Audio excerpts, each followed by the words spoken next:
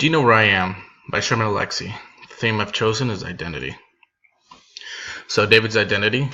What do you want me to do? It's just a dumbass cat. You lied to me. You lied to them and took their money. She said, how could you do that? So for this specific quote, I've chose Johnny Bravo. The reason why I chose Johnny Bravo is because David at first kind of presents himself with a high ego, and Johnny Bravo is the epitome of a high ego. So it kind of relates to David and how David is at the beginning and how he lies about taking money from the cat owner. Sharon's identity. The wise yet fierce. Find him, she stated, her voice choking with fierce tears. Sharon had supernatural memory. She could meet a few dozen new people at a party and read off their names 2 days later. So I typically imagined Sharon throughout the story as a normal person with normal emotions. So that's why I kind of gave it off in this sense, with a normal person and a normal appearance. For the cat, the reason why she's holding the cat, it kind of symbolizes to me how the lie started. And she's holding on to that lie because throughout the story, as you will find out, she holds on to this lie throughout her lifetime.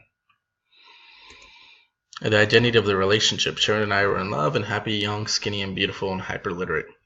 So for this specific quotation, I imagine 2 Indians because they are Native Americans, and they're closing their eyes with their chins popped up. The reason why is because it kind of symbolizes that they don't care what's going on around them. They just care about the relationship. And at the beginning of the chapter, it kind of goes over that. A little bit more in details, where it's just them two in this world together, and there's so much in love. And to me, that kind of shows that they're really intelligent as well. And this is the reason why I chose this image for this specific time. The loss of identity. Was I overreacting to Sharon's overreaction? I told such a small lie, taking credit and rewarded for such a small act of heroism. So for this specific one, I chose a blank face with a question mark. Not only is it a blank face, but as you can see, it's a blank character. I think David kind of lost his identity, and when he lost his identity, this kind of shows that he is still in the process of finding himself.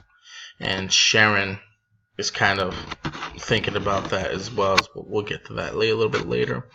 And since it's all blank, it kind of reflects on David a little bit more. He's now changing his identity from what it was previously before as having such a huge ego to now he doesn't know what's happening because he hurt the person he loved the most. David's new identity. You're a liar, Sharon said. I'm going to marry a liar. So this is Sharon. What Sharon thinks of David, that he's a liar. So I kind of point out the Pinocchio figure next to a blank person who's smiling. The reason why I chose this specific image was because it reflects on what Sharon's belief is of David, how he lied to him about the cat. And as we went previously before on one of the first 2 slides, or the second, third slide we went over, the cat that she holds on to the lie. The cat she holds on is the symbol of the lie itself, and this kind of keeps with David, and that's why in the shadows Sharon thinks he's a liar. Sharon's new ignore identity. I only slept with him 3 times. To be fair, you can ask me 3 questions about it and I'll answer them as honestly as possible, and then I don't ever want to talk about it again. So Sharon's kind of reflecting on herself at this point, looking herself in the mirror and kind of imagining, hey, I did this and I don't want to hear about it anymore, kind of sense. And she's looking at herself in the mirror because now she's kind of figuring out her own identity. And this is the process, this is the part that starts where she starts to think of her own identity. David learns his new identity. That's the problem. She said everything is so normal. You didn't used to be normal. I didn't marry normal. So I imagined that previously before, David had a good, amazing qualities about him that separate him from being normal, and now Sharon classifies him as normal. So this kind of reflects on that piece, the picture where everything is normal besides one person, and that's kind of how I imagine it. Who am I? If you still love me, she said, please build me a time machine. So Sharon's kind of traveling on this brain and her own imagination, and she's figuring out her own identity. And this is the process where it's coming to the end, to where she's saying, I think I found my new identity, and she still loves him. And that's why I kind of pictured somebody traveling around, kind of like looks like a time machine, sort of. And she's trying to figure out her own identity. The identity of the new marriage. Our marriage became eccentric and disorganized library.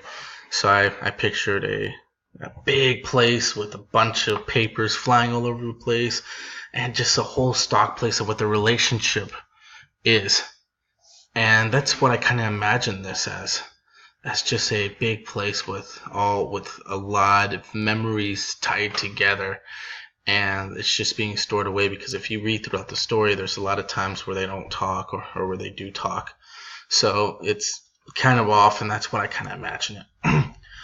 Who we are, the true identity of a lifetime. I lied to you once, I said, but I haven't lied to you since. And this is on Sharon's deathbed. As you can notice behind the couple on this image, that's kind of curvy. It's not a straight line.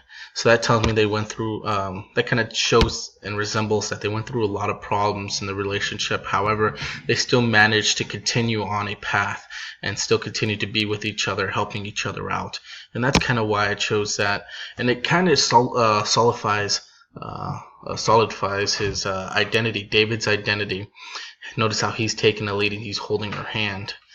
It shows that he truly cares about her, and it shows that his true identity was actually similar to hers at the beginning of the story, and how they have so much love. And it goes back to the Native American, the fourth or fifth slide, where they're holding each other and they're looking up in the sky.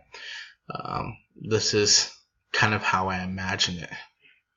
And the path is coming to an end, as you can see, because this quotation was on her deathbed, and it's nice, it's awesome. So, citation of sources. This is my citation, secondary citations, ABC order and everything. And that ends it all. Thank you so much for staying tuned and watching it. Thank you.